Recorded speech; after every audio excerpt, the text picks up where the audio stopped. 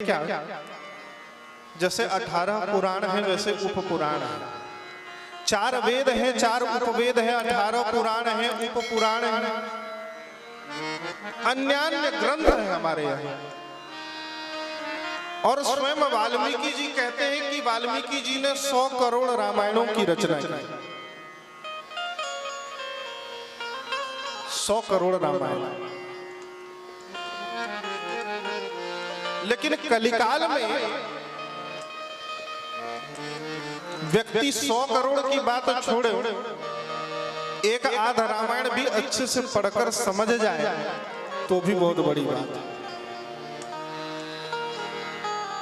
पर व्यक्ति का उतना विवेक नहीं, व्यक्ति की बुद्धि नहीं, व्यक्ति की स्मरण शक्ति नहीं, व्यक्ति में प्रतिभा नहीं।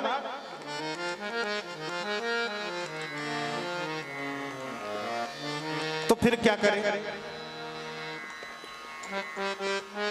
भारत 1000 वर्षों तक गुलाम रहा, बाहर के आक्रांता आए और हमारी संस्कृति को नष्ट भ्रष्ट करने का प्रयास किया।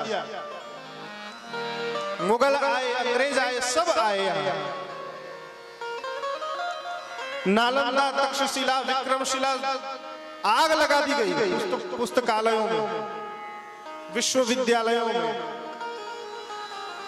ग्रंथों को नष्ट करने का प्रयास किया जाने लगा। पर उसी समय गोस्वामी तुलसीदास जी महाराज के रूप में स्वयं वाल्मीकि जी प्रकट हो गए।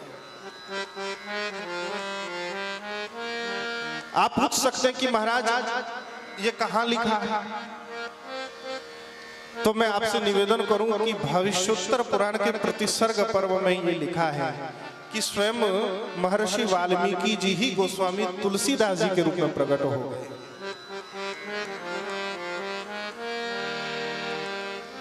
वाल्मीकि तुलसीदास कलौ देवी भविष्यति।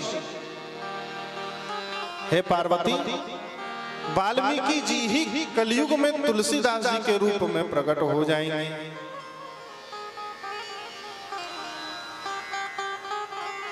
कलयुग में गोस्वामी तुलसीदास जी के रूप में, गोस्वामी तुलसीदास जी के रूप में वाल्मीकि जी प्रकट हो गए। और किया क्या कि नाना पुराण निगमागम संवतम रामायणे निगदितम क्वचिदन्यतोपि स्वान्तः सुखाय तुलसी रघुनाथ गाथा भाषा निबंध मति मंजुल मातनोति। कलयुग में गोस्वामी तुलसीदास जी के रूप में स्वयं वाल्मीकि जी प्रकट हो गए। और क्या किया? बोले 100 करोड़ रामायणों, सारे वेदों, उपनिषदों, पुराणों सबको एक जगह लाकर खड़ा कर दिया।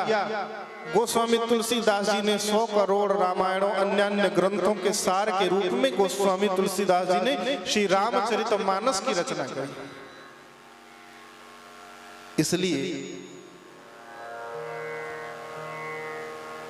भारत के अद्भुत संत स्वामी श्री करपात्री जी महाराज का कथन था कि किसी शुद्ध ब्राह्मण, वेद पाठी ब्राह्मण को सस्वर वेद पाठ करने पर जो फल मिलता है, वही फल किसी भी आम व्यक्ति को श्री रामचरितमानस के पाठ करने से मिल जाता है।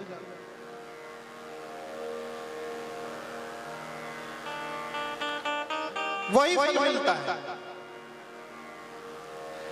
और तो और ये भी कहा जाता है कि वाल्मीकि रामायण का पाठ करोगे तो एक रामायण पाठ का फल मिलेगा, आनंद रामायण का पाठ करोगे तो एक रामायण के पाठ का फल मिलेगा, अध्यात्म रामायण का पाठ करोगे तो एक रामायण के पाठ का फल मिलेगा। लेकिन श्री रामचरितमानस का पाठ करोगे तो 100 करोड़ रामायणों के पाठ का फल मिलेगा। कैसी अद्भुत बात! तो गोस्वामी जी ने कह दिया कि कितना जलाओगे तुम जलाओ, सारे ग्रंथों को तुम नष्ट करने का प्रयास कर रहे हो, करो।